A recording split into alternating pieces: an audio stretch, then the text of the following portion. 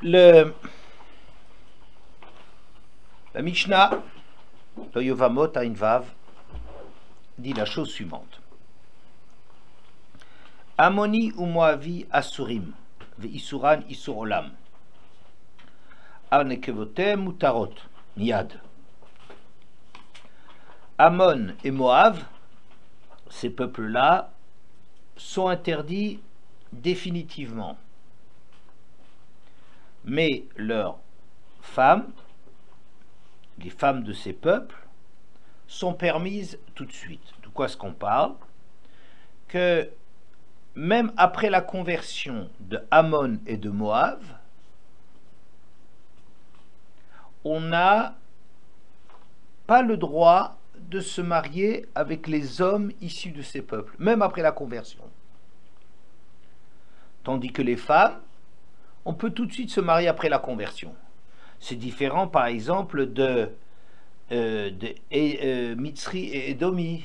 Les gens, les convertis de Mitzri, de Égyptiens et de Édom, en vérité, on peut se marier avec eux seulement la troisième génération. C'est-à-dire que s'il y a un converti égyptien, ben, on ne pourra pas se marier ni avec lui ni avec son fils, mais la troisième génération est permise. Mais il n'y a pas de différence entre les hommes et les femmes.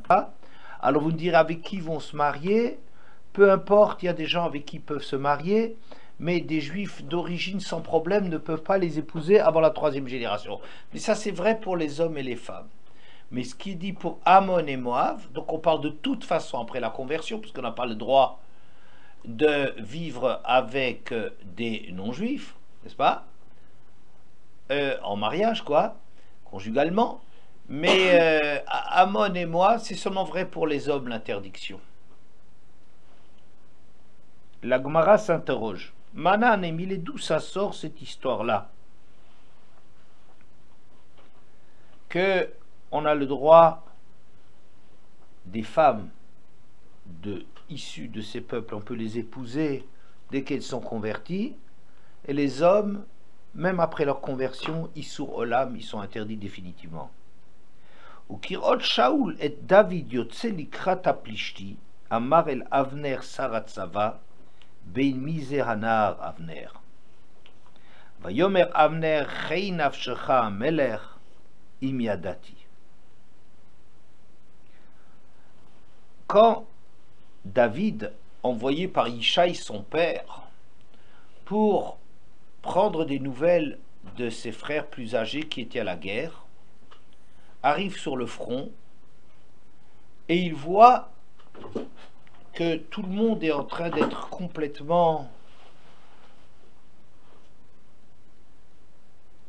pétrifié, le moral au plus bas, parce qu'il y a Shaoul qui chaque jour, pendant 40 jours, insulte et les Juifs et leurs dieux. Hein? C'est Goliath. Goliath. Shaoul. Goliath.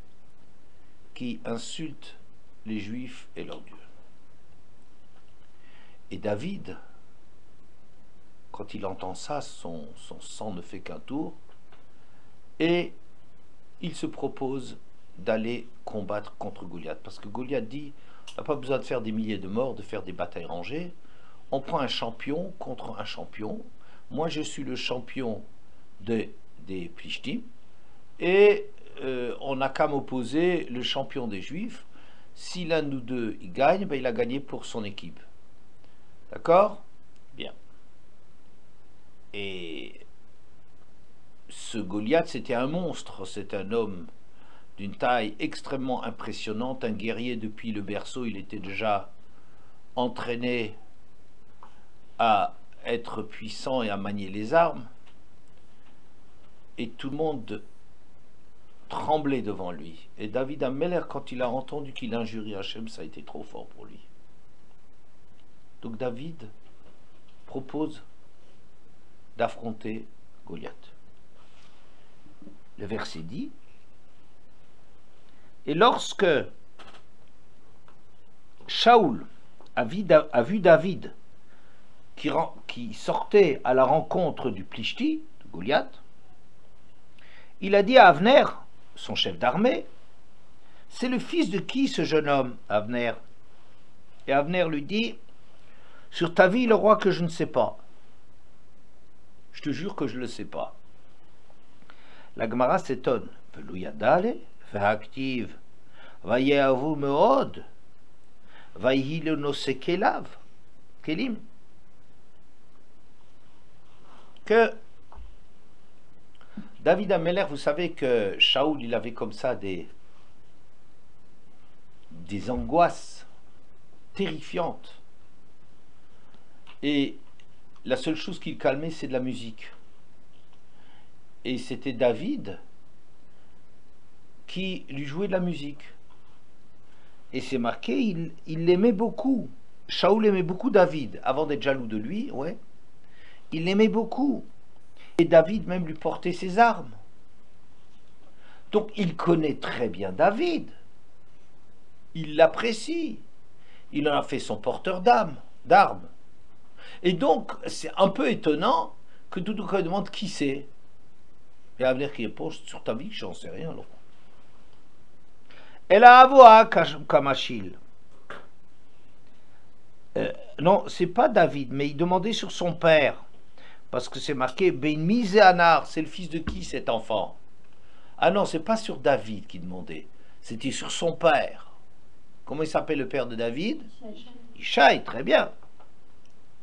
ולא ידע לב והכתיב האיש בימי שאול זקן בא באנשים ואמר רב ויתמר רב אחא זה ישי אבי דוד שנכנס באוכלוסה ויצא באוכלוסה. Mais Ishaï était extrêmement connu. C'était le grand de la génération. C'est un des 4 personnages qui n'a jamais fauté d'ailleurs. Et qui était tellement important que il était accompagné de 600 000 Hébreux. Ça veut dire, tous les Juifs le reconnaissaient comme. Alors, on ne peut pas dire que Shaoul ne savait pas qui c'est, de qui David était le fils. David, il le connaissait extrêmement bien, était très attaché à lui. Son père, c'était une célébrité extraordinaire. Vous savez quand même que David, c'est le fils de Ishaï. Alors, quelle est la question de qui c'est ce jeune-là? Hachikamar, on veut dire la chose suivante. Imi peretz ati imi zerach ati. Imi peretz ati malka havesha melech poretz lasot lo derech ve'in mamchin beyado. Imi zerach ati chashiva be'alma have. Le problème, c'est qu'il demandait de qui est-ce qu'il vient, pas directement qui c'est son père, mais d'où il est issu. Parce que vous savez que Tamar a mis au monde des jumeaux. Comment ils s'appellent les jumeaux de Tamar? Pardon? Peretz et Zerach. Zerach, très bien. Alors, Peretz, c'est celui qui a bousculé tout pour sortir le premier. Normalement, c'était Zerach qui avait déjà tendu la main pour sortir. Et Peretz, il a complètement bousculé. Hein? Et on sait que de Peretz, fils aîné de Yehuda, il y aura la Malchoute d'Israël. Pourquoi? Parce que Peretz, même le nom de Peretz, qu'est-ce que ça veut dire Peretz? Pardon?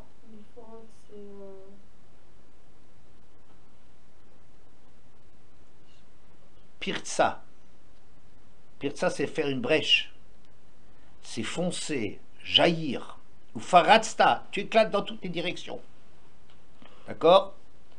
Pourquoi le fils s'appelle Peretz? Ben certainement parce qu'il a tout bousculé pour sortir. Et ça, Hameler Poretz, ça saute le derrière. Le roi, il jaillit pour se faire son chemin.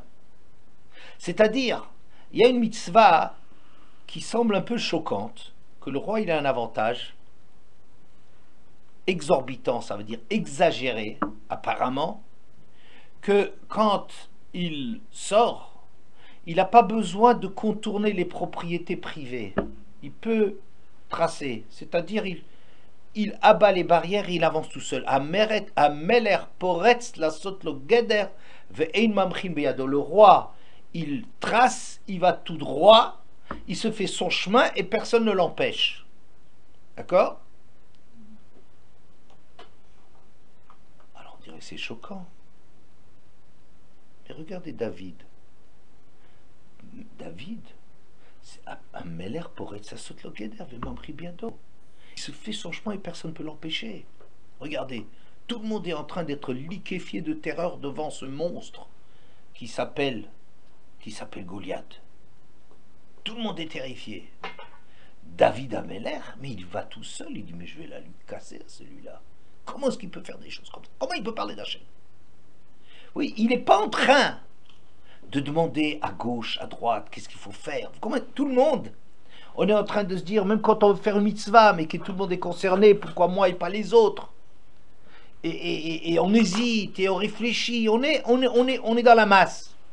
Mais le roi, il ne fonctionne pas à cause de X ou à cause de Y.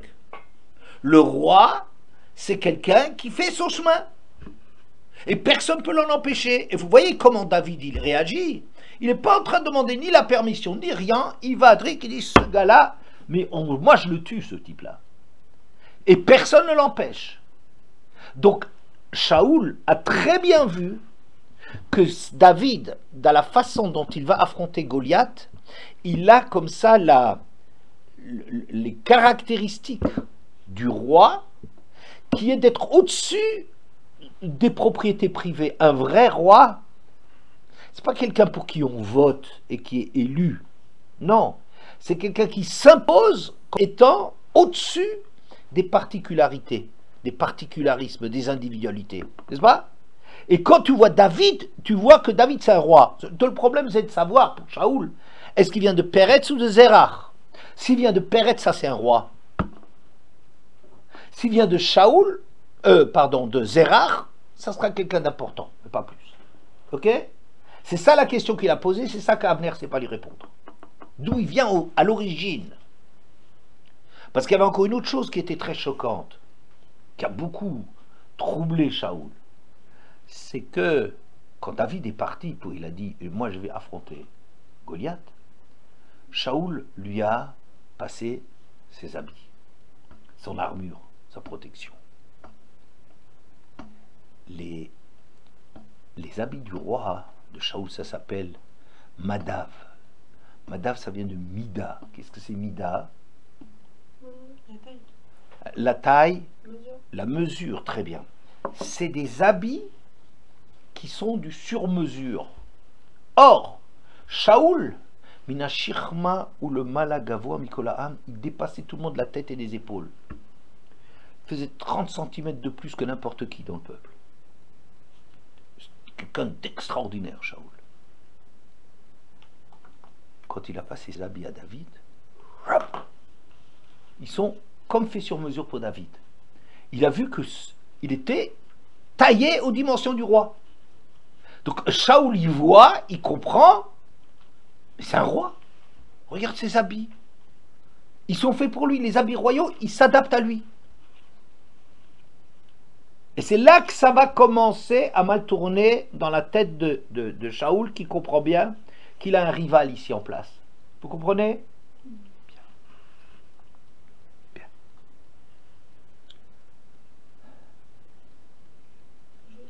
Oui. Peretz. Peretz, ça veut dire jaillir, que tu ne peux pas l'empêcher, il fonce, c'est un fonceur.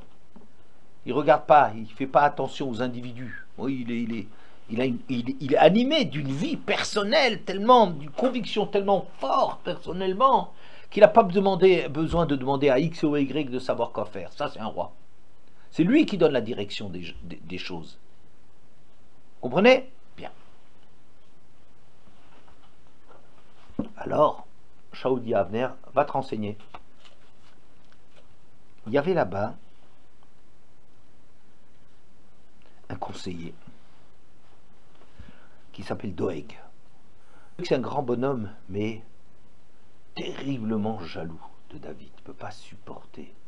Il voulait, vous savez, souvent les gens qui sont au pouvoir, c'est comme ça dans les partis politiques, le gars il est jaloux de sa place. Il ne peut pas supporter qui que ce soit s'approche. Hein? Doeg était c'était un grand conseiller. Avi Aroïm, c'était le maître des bergers, ça veut dire que c'est un dirigeant fantastique, c'était le premier ministre, si vous voulez. Ouais.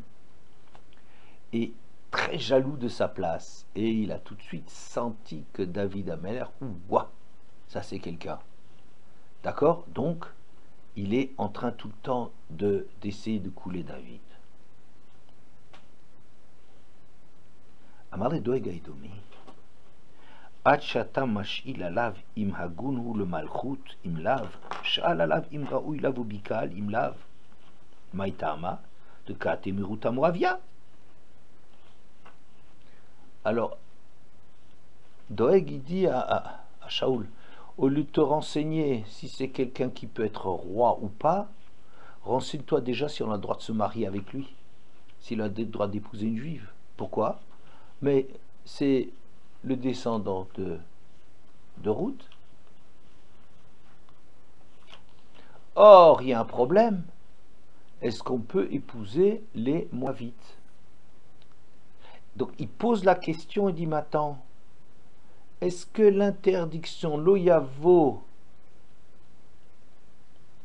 Amoni Bikal Hashem Afiludor Assyri Loyavo Loyavo Edomi Moavi Bikal Hashem Afiludor Assyri Loyavo, est-ce que c'est dit juste pour les hommes ou pour les femmes?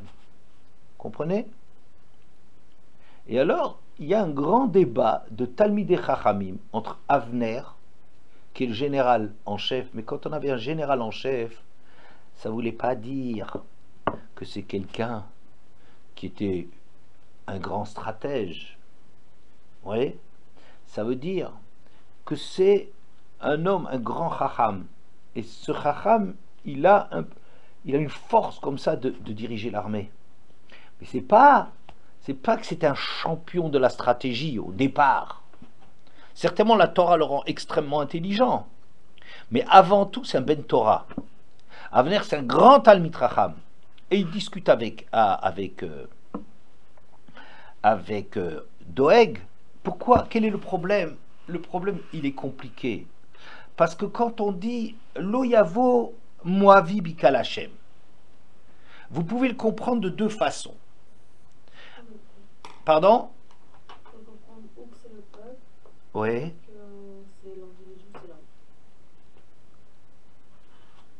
Oui, c'est pas tout à fait bien dit, mais c'est très exact. Quand je dis un Français, on ne peut pas se marier avec un Français. Si on disait une phrase pareille. Qu'est-ce que ça veut dire? Un Français, c'est la nationalité. Donc ça veut dire Français, Française. On appelle ça un Français, n'est-ce pas? Il y a 60 millions de Français. On ne va pas dire il y a 30 millions de Français et 32 millions de Françaises. On ne dit pas ça comme ça. On dit il y a 60 et quelques millions de Français. On englobe dedans les hommes et les femmes. Quand on dit par exemple Mamzer, lo yavo Mamzer, ben Mamzer c'est aussi bien les hommes que les femmes. Ou bien quand il dit que Mitzri, lo yavo Mitzri, seulement la troisième génération, même Mitzri. Mais ça englobe les hommes et les femmes. Est-ce que quand on dit Ammon, c'est quelqu'un qui vient de Ammon, qu'il soit homme ou femme, ou bien on veut dire un homme Ammon, mais pas la femme. Quand on dit un Français, ça peut peut-être dire quelque chose qui est propre aux hommes de France, mais pas aux femmes. Est-ce que c'est homme par opposition à femme, ou bien c'est une généralité, la nationalité qu'on regarde, n'est-ce pas? Donc il y a une grosse discussion là-dessus pour essayer d'apporter des preuves. Et finalement,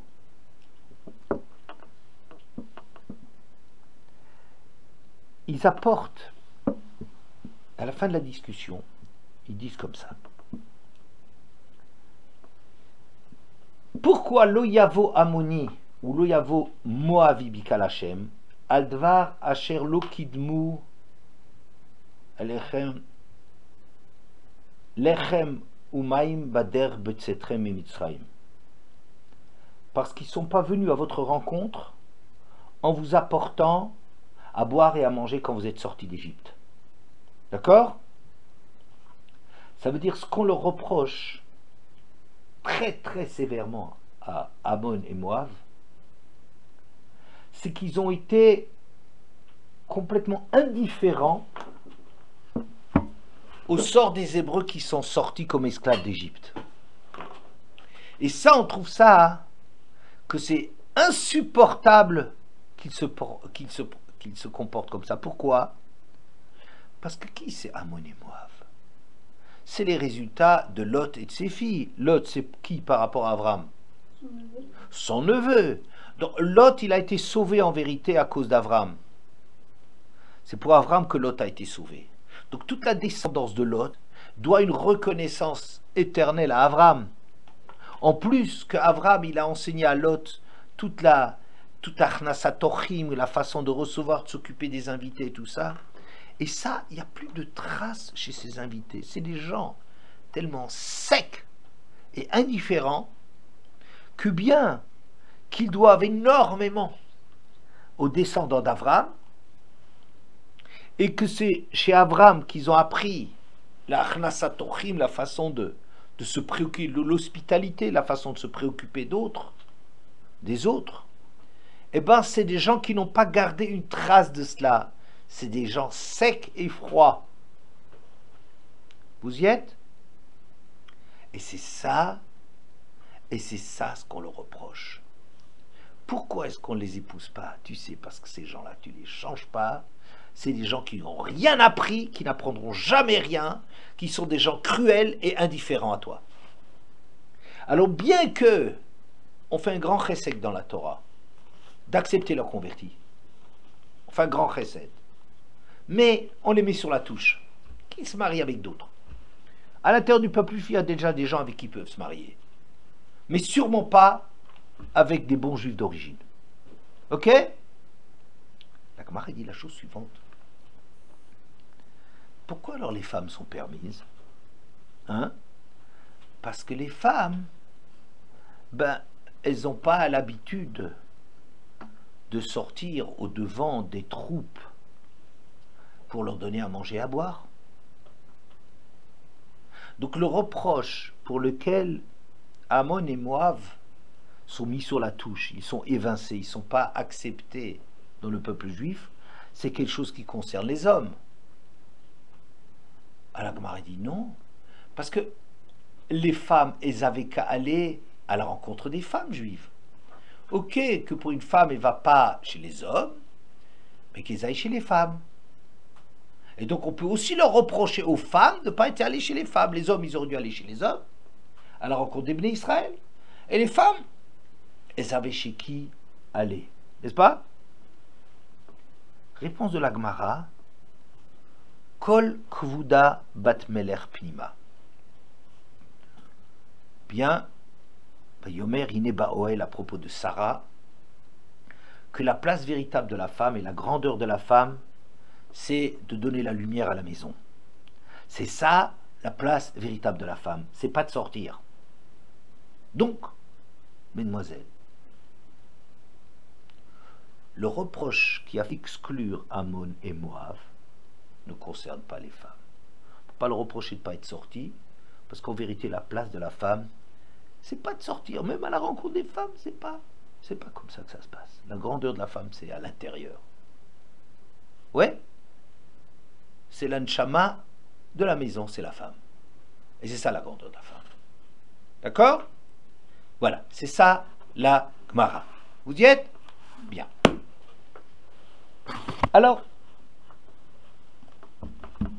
je vais m'interroger sur cela. Donc, vous avez bien compris. La raison pour laquelle Ammon et Moab, ça ne concerne que les hommes, parce que le reproche qui est fait de ne pas être sorti à la rencontre des Bnei Israël pour leur donner à manger, pour leur apporter à boire et à manger, ne concerne que les hommes. Pourquoi? Parce que c'est les hommes qui ont à sortir, mais pas les femmes. On est d'accord? Bien. Il y a, dans l'histoire des filles de Lot, au départ, les filles de Lot pensaient que le monde était dévasté. Aussi loin qu'ils voyaient à l'horizon, ils voyaient que tout était brûlé, desséché et mort quand ils sont sortis de Sodome. Et les filles se sont dit, faut qu'on continue l'histoire du monde, et elles ont saoulé leur père pour pour avoir des enfants avec lui. D'accord? Et Lot, quelque part,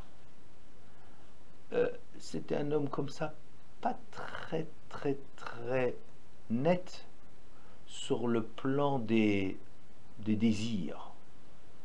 Comme on voit que, par exemple, quand il était avec Abraham, il ne pouvait pas supporter d'être Abraham, soi-disant à cause parce qu'il n'y avait pas de place pour les deux, ils étaient trop riches, mais en vérité, c'est parce qu'il voyait que du côté de Sodome, il y avait beaucoup de choses il y avait l'homosexualité, il y avait tout, il y avait l'adultère, il y avait tous les vices et la débauche. Il y avait quelque chose qui lui parlait là-dedans. Vous voyez? Un homme, il garde ça peut-être à l'intérieur, mais ça le travaillait. Donc lui, en vérité, il n'est pas tellement innocent. Il n'est pas tellement manipulé qu'on peut imaginer par ses filles. Quoi qu'il en soit, la fille aînée, elle a dit, bon, moi je vais aller avec mon père, on va le saouler, et je vais aller avec lui. Le lendemain, elle dit à sa sœur, il dit, maintenant, à ton tour, et donc, bien. Qu'est-ce qui est marqué? Vateled Abrira Ben, elle est tombée enceinte de son père, elle a eu un fils, Vatikra Shemo Moab. Elle a eu un fils qu'elle a appelé Moab. Hu Avi Moab Adayom, c'est lui l'ancêtre de Moab. D'accord? Vatsira Gamiyal Daben, la deuxième, qui était le lendemain avec le père, elle aussi a un fils. Vatikra Shemo Ben Ami, ou Avi Ben Amon Adayom, c'est lui l'ancêtre de Amon, Ben Ami. Ouais? Rashi.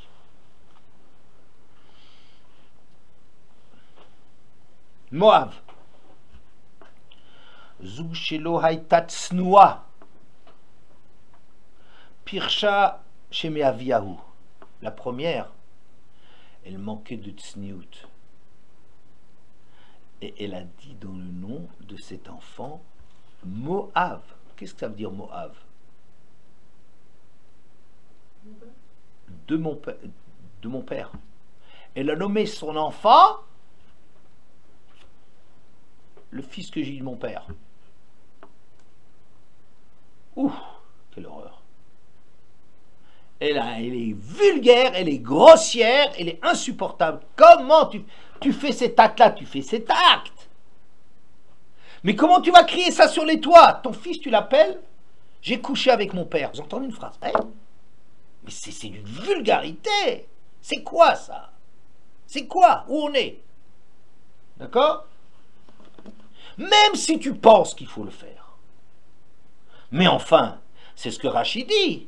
La première qui était Patsanoua, elle a expliqué que c'était de son père. Elle a publié ça. Avatsira, Karato, Bishonikia, Ben Ami. La deuxième, elle a fait la même chose que la première, mais au moins, elle pensait certainement qu'il fallait continuer l'histoire du monde. Mais au moins, elle a été pudique dans la façon. Elle a parlé d'une façon propre. Elle est Ben Ami, le fils de mon peuple. Elle n'a pas dit qu'il est de mon père. Vekiblasrar bime Moshe. Et elle a été récompensée. Amon a été récompensé. Que quoi? Chez les Marbes Bne Amon, Atid Garbam. On dit qu'il ne faut absolument pas s'attaquer à Amon. Alors que Moab, Loïzir est là, chez Loïl Hamouba. Mais pour Moab, Lotit Garba Milchama, il ne faut pas faire la guerre avec eux, mais des escarmouches, des attaques comme ça, on a le droit. C'est-à-dire, en vérité, la Torah dit que Amon et Moab nous intéressent dans l'histoire juive parce qu'il y aura deux prédotes, ça veut dire deux descendants qui vont intéresser l'histoire juive. Moab, ça va être Ruth. Et Amon, c'est l'arrière-grand-mère, donc Ruth, l'arrière-grand-mère de David, femme de Boaz, oui, l'arrière-grand-mère de David. Et Amon, sa descendante de Amon, c'est Naaman, qui est la femme de Shlomo Amelech. D'accord? C'est aussi quelque chose de bien qu'on a récupéré chez eux. Et à cause de cela, on n'a pas le droit de les massacrer. Mais on a un comportement différent. C'est que Moab, On a le droit de leur faire des escarmouches, de leur taper dedans, de leur faire des pertes, etc. Il ne faut pas les tuer. Il ne faut pas leur faire la vraie guerre. Il faut que Moab apporte au monde route, n'est-ce pas? Mais tu les respectes pas beaucoup. Pourquoi? Parce qu'ils n'ont pas de tsniout. Parce qu'ils ont été vulgaires comme ça et on n'apprécie pas. D'accord? Alors que Ammon, moi, ils étaient propres. Alors ceux-là, on dit qu'on ne les attaque pas du tout. Ça marche? Et maintenant, le sujet est le suivant. Je pose une première question. On a dit que pour quelle raison on peut épouser les femmes d'Ammon et Moab? Parce que Sarah, Hiné Baoel, la mida de la femme, c'est d'être dans la tente, c'est la tsniout. Ou bien Kol Kvuda Bat Meler Pnima, que l'honneur d'une femme, la grandeur d'une femme, c'est d'éclairer la maison. N'est-ce pas? C'est l'intérieur. On est d'accord? Alors, ça, c'est pour dire, on ne reproche pas aux femmes de ne pas être allées. N'est-ce pas? C'est pour ça que ce n'est pas elles qui sont exclues par cela. Mais excuse-moi, on voit bien, ça c'est vrai pour des gens qui ont de la tsniout. Mais Rachid dit que la grande, elle n'avait pas de tsniout. Puis tu vois, regarde comment elle parle d'une façon vulgaire. Elle publie le fait que cet enfant c'est de son père. Donc elle n'a pas de tsniout. Donc il faut lui reprocher qu'elle ait au moins du chesed, qu'elle aille au moins donner à manger aux gens. Vous comprenez? L'excuse qu'il y a pour les femmes que se reprochent de ne pas donner à manger aux Bnei Israël, on ne peut pas les faire pour Moab, parce que Moab, tu ne peux pas leur dire les femmes n'avaient qu'à aller chez Moab. Les femmes de Moab n'avaient qu'à aller à la rencontre des femmes juives. Oui? Elle dit non, ça c'est excusable parce que c'est normal qu'elle reste à la maison, c'est ça la tsniout de la femme. Ouais? Je dis mais attends, mais chez eux, il n'y a pas de tsniout. Au moins chez Moab. D'accord? Donc c'est pas une excuse. Si tu n'as pas de la tsniout, c'est pas une excuse que tu ne fasses pas du chesed. Si tu as de la tsniout, c'est-à-dire que tu te rends compte que ta mission, c'est d'éclairer la maison et de donner du sens, d'être la neshama de la maison, si tu te rends compte que c'est ça ton rôle, alors je comprends que ça, c'est une explication pour laquelle tu ne vas pas à la rencontre des Bnot Israël pour leur donner à manger. Et donc tu n'es pas exclu par ça. Mais si tu manques de tsniout, alors ce n'est pas une excuse. Ok? Bien. Deuxième question. Deuxième question est la suivante. C'est que oui, dans l'histoire de Ruth, c'est marqué comme ça. On l'a vu l'autre jour que quand Boaz est venu dans le champ et qu'il a vu, Ruth, Vayomer Boaz de Naharo Anitzav ala Kotzrim le mi hanaharazot. Dans le deuxième pérec, Pasouké, Boaz dit au jeune homme qui était responsable des moissonneurs, à qui c'est cette fille? Et vous vous souvenez pourquoi est-ce qu'il a posé cette question? Tu as dit ça, c'est une princesse? Non.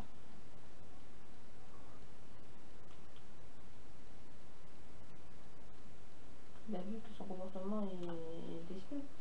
Il était? Il n'était pas les mêmes que les autres femmes. Alors, Veri darko shel Boaz lishol banashim. Est-ce que Boaz il avait l'habitude de demander sur les femmes? Et là, divret tsniout vechokma rabba. Il a vu de la tsniout chez elle. Pourquoi? Quelle tsniout elle avait? Pardon, j'entends pas. Elle se baissait pas comme tout le monde. Elle se au compte, oui, elle se penchait pas. Elle s'accroupissait quand elle ramassait quelque chose et fait attention à sa jupe, quoi, derrière, qu'elle soit toujours très très bien couverte. Et ouais, À part ça qu'il était chachama, il savait comment. Mais dis-moi, mais si elle a de la tsniout, alors tes histoires des lois de l'hérédité, c'est bidon. Parce que nous on dit quoi? On dit que parce que c'est à cause de la... Parce que eux, ils n'ont pas été corrects, alors ils sont définitivement repoussés. N'est-ce pas? Alors moi je te donne un exemple. Que l'ancêtre Moab, la première, la fille de Lot, elle manquait de tsniout, comme Rachid le signale. Et tu vois que derrière, Ruth, elle frappe Boaz au point qu'il demande mais qui c'est cette fille? Donc ça veut dire que la tsniout, on peut ne pas avoir de tsniout dans une génération et on peut en avoir par la suite. Donc ça fiche en l'air toute cette façon de dire que puisque Amon et Moab, ils n'étaient pas bien comme gens quand vous êtes sortis d'Égypte, alors c'est finalement ça les exclut définitivement dans toute l'histoire juive. Pourquoi? Peut-être que cette génération n'était pas bien, mais peut-être 3, 4, 10, 15, 20 générations après, ils vont peut-être être bien. Puisqu'on voit que l'ancêtre n'avait pas de tsniout, et on voit que Ruth, elle en avait. Alors peut-être chez les hommes aussi, il y aura des femmes qui auront de la tsniout. Chez les hommes aussi, il y a des gens qui auront de la tsniout. Il y aura des gens qui ont de la tsniout et donc il y a ou qui seront machnisochim, qui feront ils feront achnasatochim, ils seront bien, ils seront généreux. Alors pourquoi tu les exclus définitivement? On peut changer. Tu vois que ça change. Une tsniout, tu peux avoir une génération qui n'en a pas. D'accord? La troisième question est la suivante. Ruth, elle nous intéresse beaucoup. Pourquoi? Pourquoi Ruth, je comprends qu'elle nous intéresse, mais l'ancêtre, normalement,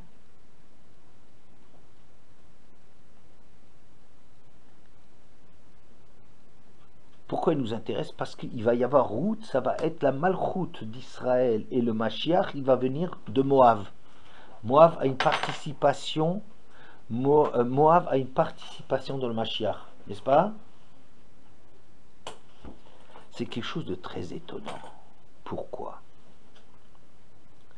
Il y a des midotes qui sont des mauvaises midotes, mais en général, ces mauvaises midotes, c'est un mauvais emploi de quelque chose de bien. En général, une mauvaise mida, c'est une mauvaise utilisation, mais de quelque chose qui est bien. Par exemple, quelqu'un qui est très avare, je ne peux pas dire qu'il n'y a que du mal là-dedans. C'est peut-être quelqu'un qui a beaucoup le sens de l'importance de chaque chose, comme Yaakov, qui se met en danger pour prendre des pachim ktanim, alors qu'il était riche et tout ça, mais c'est le sens que chaque petit pot qu'on peut ramener, il a de l'importance. Toute chose peut servir. Ouais. Mais un avare, c'est quelqu'un qui pousse les choses trop loin. Ça veut dire qu'il n'arrive pas à sortir de là. Et il garde les choses. Et il est incapable de les utiliser pour le bien. Vous comprenez? L'orgueil, c'est affreux. Mais l'orgueil, ça peut être le sens de mon importance. Je suis orgueilleux parce que j'imagine, c'est très bien, chacun doit savoir qu'il est capable d'être grand. L'orgueil, c'est pas bien parce qu'il pousse ça trop loin, parce qu'il veut tout ramener à cela. Il veut que tout le monde le reconnaisse. Donc, il va trop loin dans cette mida, mais la mida, elle est bonne. Celui qui dépense de l'argent à tort et à travers, c'est pas bien, mais c'est oui bien. Ça peut être de la générosité, ça fait ne pas retenir les choses, faire partager, c'est formidable. Seulement lui, il fait ça mal, c'est pas bien encadré. Donc je pourrais dire que la plupart des midotes, j'ai donné quelques exemples, mais la plupart des midotes sont des midotes qui vont, ça dépend le contexte dans lequel l'usage que tu fais de cette mida.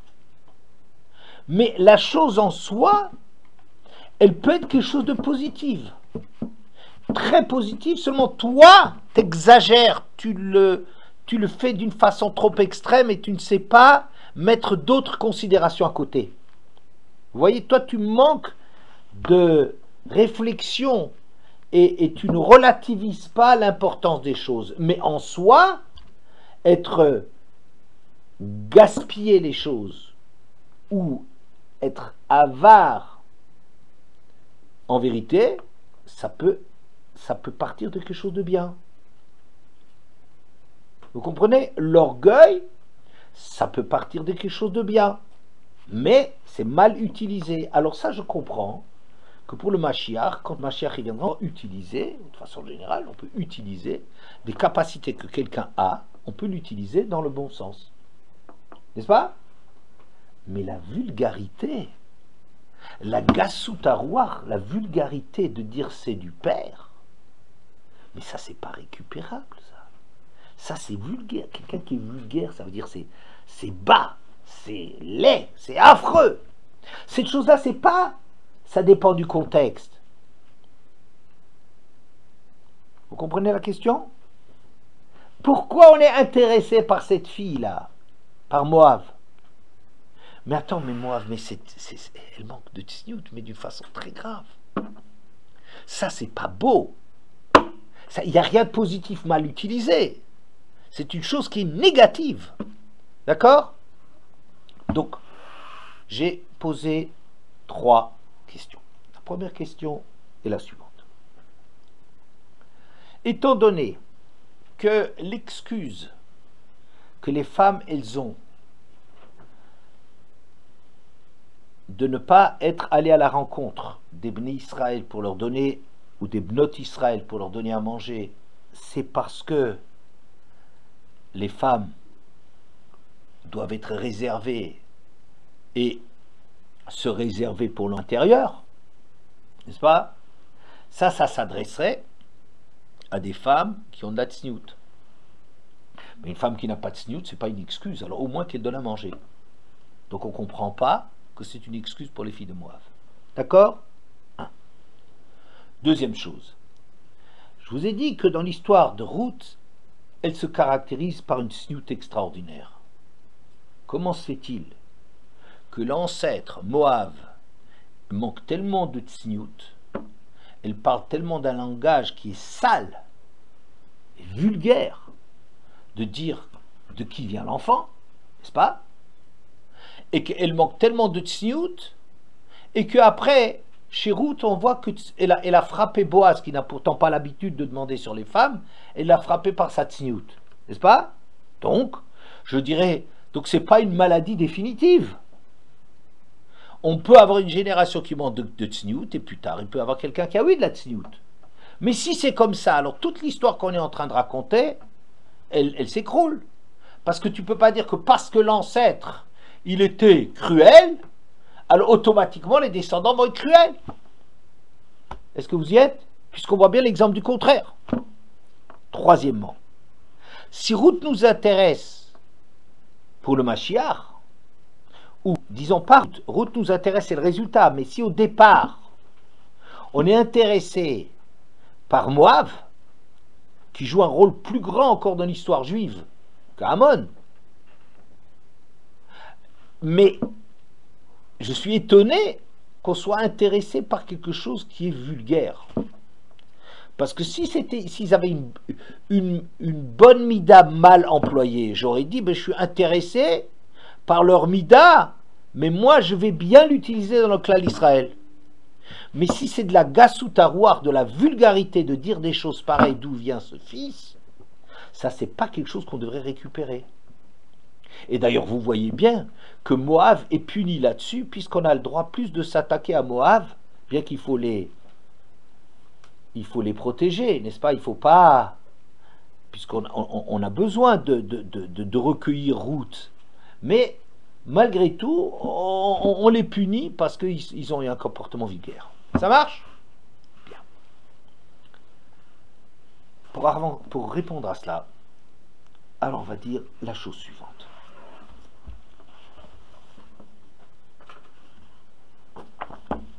C'est marqué dans les deuxièmes louchot.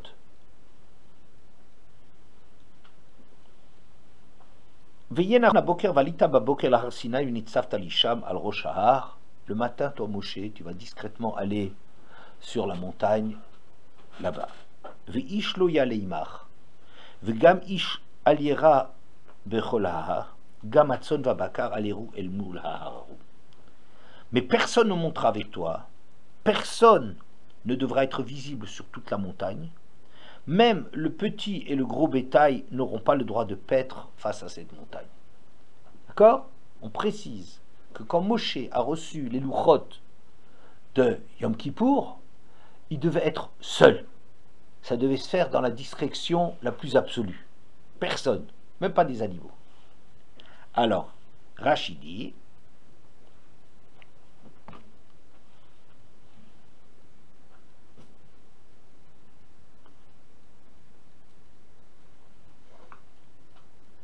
Ve'ish lo yaleimach arishonot al yodei shayu betsuot vekolot ukihila shalta baen ain ra'a et il le chayafe minatzniut. Les premières tables, parce qu'elles étaient publiques, elles se sont faites avec beaucoup de bruit et d'événements et de trucs. Il y a eu le ain hara contre tu n'as rien d'aussi beau que la tzniut. Les deuxièmes louchot, elles vont tenir la route. Pourquoi? Parce que les deuxièmes louchot, elles sont faites discrètement. Vous êtes, mesdemoiselles? Les deuxièmes louchot, elles vont résister au temps parce qu'elles ont été données bitsniout. Les premières, c'était trop beau pour être vrai, c'était trop fort pour que c'était trop parfait pour que ça puisse exister, n'est-ce pas? T'as rien de mieux que la tsniout. Ouais, comme ça dit Rashi. C'est pour ça que les deuxièmes louchot, quand on voudra qu'elles aient... Dites-moi, pourquoi vous pensez alors que les premières louchot, elles ont été faites avec tellement de bruit? S'il n'y a rien d'aussi bien que la tsniout, il fallait tout de suite donner de la tsniout.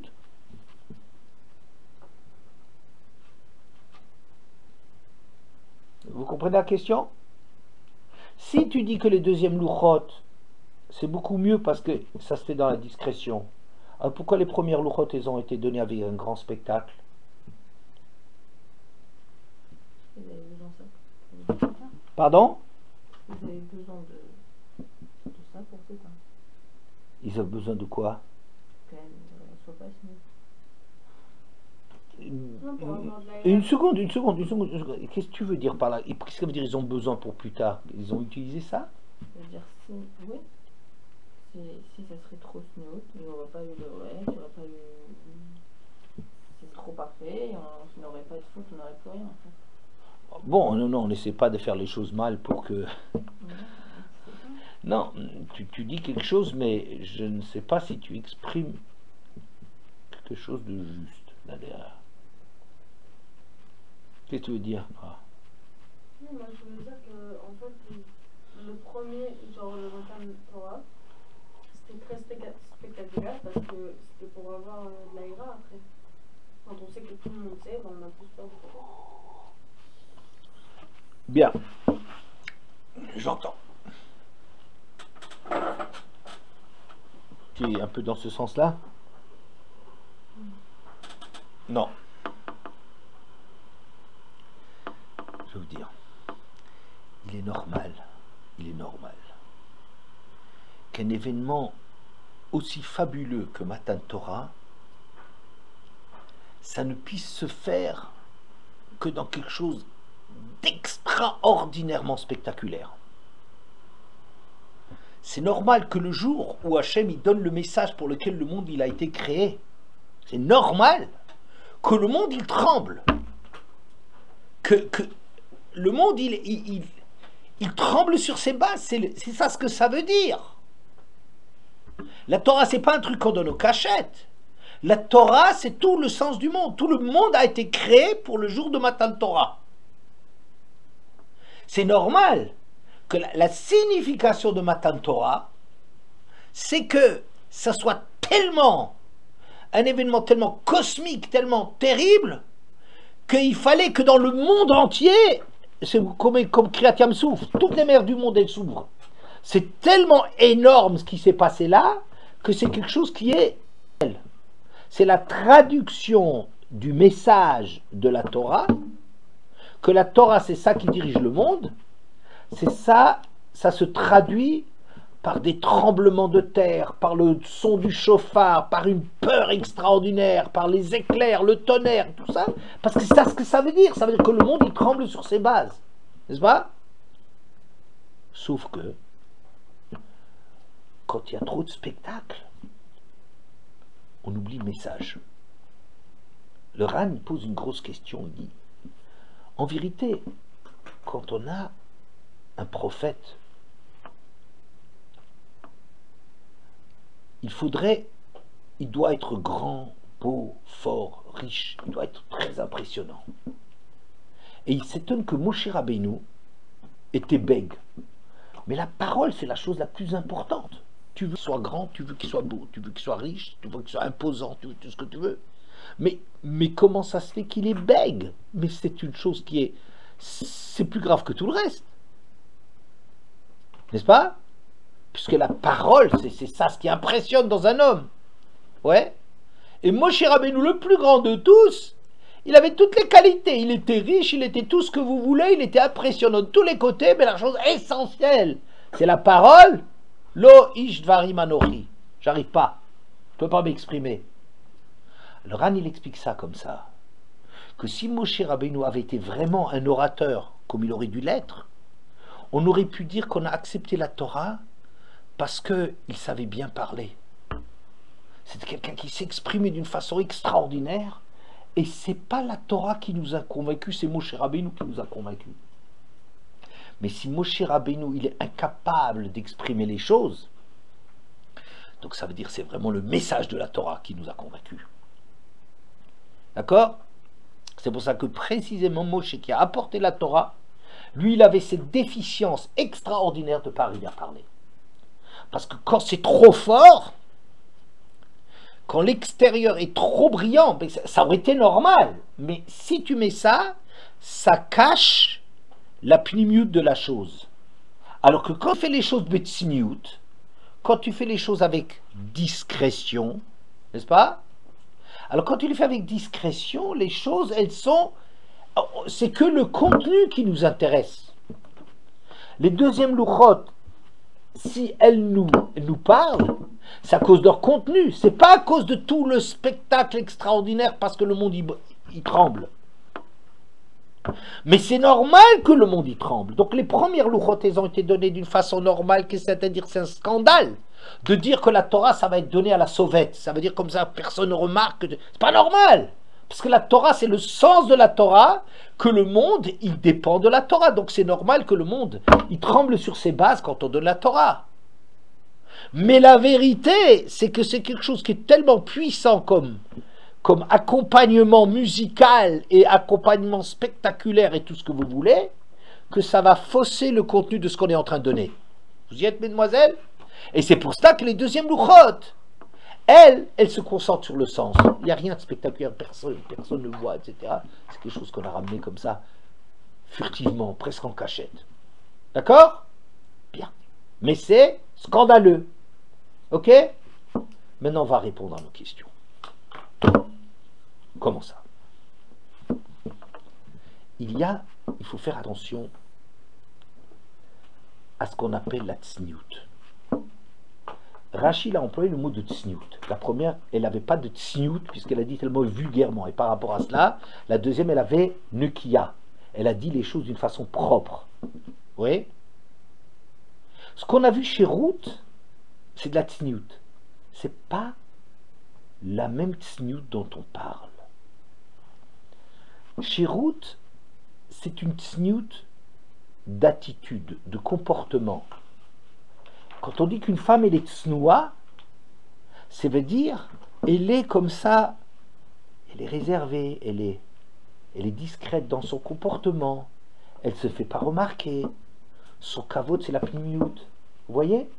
Ça, c'est une tsniout d'attitude, de comportement, de geste.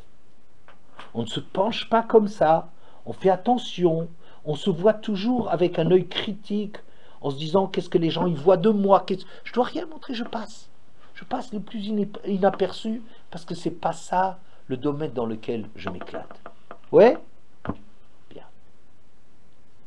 La tsniout, le manque de tsniout de la première, c'était celle de la parole. Qu'est-ce que ça veut dire, la tsniout dans la parole? Je dirais la chose suivante. J'ai une fois entendu un pshat de M. Maknouz, le directeur de l'école juive, qui m'a beaucoup plu. Quand Yuda il voulait convaincre ses frères de ne pas vendre Yosef, il a dit Ma betsa kinarog et achinu v'chisinu et damo. Quel intérêt on a? Comment on peut faire une chose pareille, de tuer notre frère et de cacher son sang? Il a expliqué ça, je le trouvais d'une façon superbe.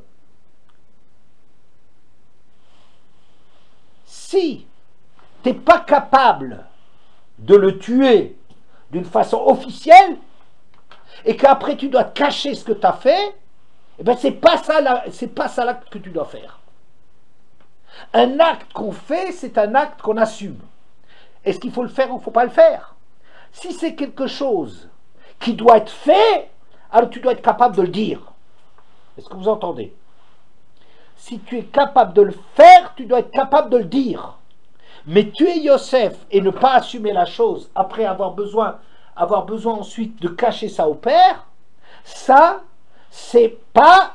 Alors ça veut dire que c'est pas ça qu'il faut le faire. Alors on va le vendre, on va se débarrasser de lui. Mais de dire qu'on va le tuer et après on n'ose pas affirmer cette chose-là, ça veut dire que c'est pas ça la réponse. Vous comprenez? Moi je pense que Moab, elle a fait quelque chose du même genre. Qu'est-ce qu'elle a fait? Elle est allée avec son père. C'est sûr que c'est quelque chose d'abominable. Mais elle a pensé que c'était nécessaire de le faire parce qu'il fallait sauver le monde. D'accord? Là, une kavana, Lot, il n'était pas le Shem Shamaim, mais ses filles, le Shem Shamaim Nitkavnu. Elles ont voulu sauver le monde. Vous me direz, c'est compliqué de faire un truc. Ok. Mais elles ont sauvé le monde. Dans leur tête, il s'agissait, elles croyaient que le monde entier était détruit, elles ont voulu sauver le monde. Si tu penses que cet acte, il faut le faire pour sauver le monde, tu dois être capable d'assumer cette chose, dit la première. Et tu dis, ce gosse, il est de mon père. Parce que c'est trop d'aller avec ton père, de te permettre d'aller avec ton père, et après tu n'assumes pas cette chose. C'est pas normal. C'est un scandale. C'est une malhonnêteté par rapport à ce que tu fais, bien pire que ce que tu dis. Si ton acte, il est tellement grave d'aller avec ton père, tu ne vas pas te cacher derrière des choses. La première, elle ne peut pas supporter cette espèce de politique. Vous savez ce que c'est la politique? C'est que tout le monde parle comme ça, un langage. C'est un truc où les choses... On fait les pires abominations, mais le langage, il faut qu'il soit soigné. Ah, il faut parler proprement. Attention, pas de gros mots. Mais tu fais pire que des gros mots. Et tu as peur de dire des gros mots? Pourquoi t'es scandalisé? Parce qu'il a dit un gros mot? Mais il fait pire que des gros mots. Vous comprenez? Mais la vérité, c'est que la première, elle a tort. Pourquoi? Parce que le monde, il est fait comme ça, qu'il y a des choses qu'on fait, et pas tout ce qu'on fait, il faut le crier sur les toits. Pourquoi? Vous voyez bien que les enfants de Yaakov, ils se sont tous, sauf Binyamin, prosternés devant Esav. C'est comme ça. Il y a des réalités dans ce monde qui font qu'on ne peut pas crier sur les toits. Il y a des choses que on est obligé, que les réalités du monde, c'est qu'Esav, quand il est fort, eh ben, il faut se prosterner devant lui. Ah, c'est affreux, mais c'est comme ça. Vous voyez? Rava est arrivé dans une ville qui s'appelait Kushta, la vérité. La ville de la vérité, avec un V majuscule. Il s'est marié là-bas, il a eu 2 enfants. Personne ne mourrait jamais là-bas. Pourquoi? C'était le monde de la perfection, c'est la vérité. Les choses étaient exactement telles qu'elles devaient être faites. À un moment, il y a quelqu'un, il y a des voisins qui viennent, ou des voisines, qui dit est-ce que votre femme est là? Et comme sa femme, elle était en train de se faire les cheveux, c'est quelque chose de pas très... Hein, Alors, il a dit, comme ça, il a raconté un mensonge. Il a dit, non, il n'est pas là, ou je ne sais pas trop quoi. Je sais plus. À partir de ce moment, il a perdu ses 2 enfants, il a perdu sa femme, ses enfants, a été chassé de la ville. Certainement, cette histoire n'a pas eu lieu, mais c'est une histoire, c'est pour nous expliquer comme ça. Rava, dans ses voyages, il voulait imaginer les choses, il faut que le monde il soit vrai. Ça veut dire qu'on dise la vérité. C'est ça que la mort, c'est quoi? La mort, c'est que on ne fait pas les choses qui doivent être faites, on ne fait pas les choses comme elles doivent être faites. Oui? Il est arrivé dans une ville, il arrive à cette conclusion. Mais si on fait les choses exactement comme elles doivent être, exactement sans bouger, eh bien c'est ça. C'est comme ça, il n'y a pas de mort. C'est ça la perfection. N'est-ce pas? Mais il a bien vu dans les circonstances de la vie qu'il y a d'autres considérations qu'on ne peut pas toujours dire les choses. Pour respecter l'intimité de sa femme, il ne voulait pas dire ma femme elle est au bain. Vous comprenez? Parce que c'est pas très joli par rapport à sa femme. C'est la vérité. Mais la vérité n'est pas toujours bonne à dire. Vous comprenez? Le monde, il fonctionne avec un décalage, qu'il y a des choses qui doivent se passer, mais que la politique, elle est quelque part nécessaire, et que parfois, il faut savoir se soumettre à ça, et il faut savoir parfois se soumettre devant Esav quand c'est lui le puissant, et raconter des histoires des histoires, parce que tout n'est pas bien à dire. Mais Moab ne supporte pas une chose pareille. Ça veut dire que Moab, dans le monde tel qu'il fonctionne, il manque de tsniout, parce qu'ils disent des choses qu'en vérité, il ne faut pas dire les choses comme ça. D'accord? Mais ces tsniout, ce n'est pas une tsniout qui ne sont pas propres, qui se comportent. En vérité, moi j'ai dit que, tiens, comment ça se fait que l'ancêtre, elle n'avait pas de tsniout et Ruth, elle a de la tsniout. Je dis, c'est pas la même tsniout dont on parle. La première, l'ancêtre, elle avait un refus de faire de la politique. Elle voulait la vérité. Si je suis capable d'aller avec mon père, je le dis. Alors c'est un manque de tsniout parce qu'elle n'a pas assez conscience que toutes les... C'est comme les gens, ils disent, les naturistes. Vous savez, les gens, ils se promènent nus. On est comme ça. Pourquoi est-ce qu'on va se... Eh bien, c'est pas comme ça. Vous voyez, ça manque de délicatesse. Il y a quelque chose de vrai là-dedans. Que si c'est comme ça qu'on devrait être, puisqu'on est comme ça, pourquoi on va se déguiser? Beguette, c'est boguette, begida. Un habit, ça triche, ça donne une autre image de soi. C'est vrai. Mais le monde, tu peux pas, les gens, ils ne peuvent pas se promener nus sous prétexte, c'est comme ça qu'on est. Vous comprenez? C'est quelque chose de vrai et c'est tout à fait un manque de tsniout. Alors, elle manquait de tsniout dans la parole parce qu'elle refusait la duplicité. Elle refuse le mensonge. Alors c'est pas bien parce qu'il faut qu'elle se rende compte que dans le lamazé, il faut pas, tout n'est pas bon à dire. Mais l'exigence qu'elle a, c'est une exigence de vérité. Seulement l'exigence de vérité à tout prix, ça peut être un manque de tsniout. C'est comme si Rava il avait dit, ma femme elle prend son bain. Ça aurait été la vérité. Mais ça manque d'élégance, c'est pas joli, ça ne se fait pas. Vous comprenez? C'est pour ça que le monde il n'est pas parfait.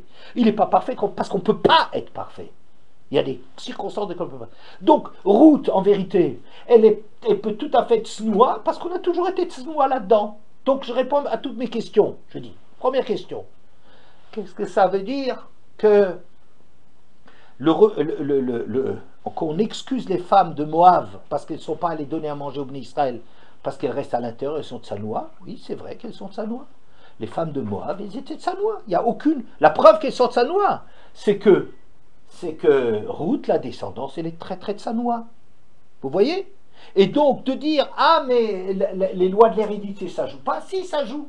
Si Moab, c'est des gens tellement cruels, qui doivent tout à Israël et qui sont tellement indifférents à leur sort, ça c'est quelque chose, une pris tout un effet, une bassesse, une vilainie, un truc affreux chez eux, d'être tellement ingrats, et ça c'est un truc qui traîne avec eux.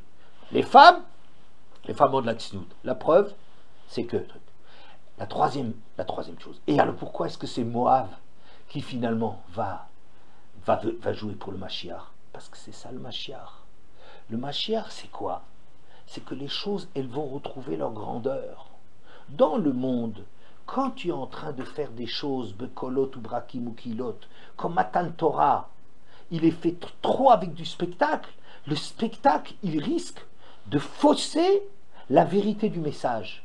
parce qu'on va être plus sensible au spectacle qu'à la vérité. Il faut que Moshe soit bègue et s'exprime pas bien, pour qu'on puisse être convaincu de la vérité du message.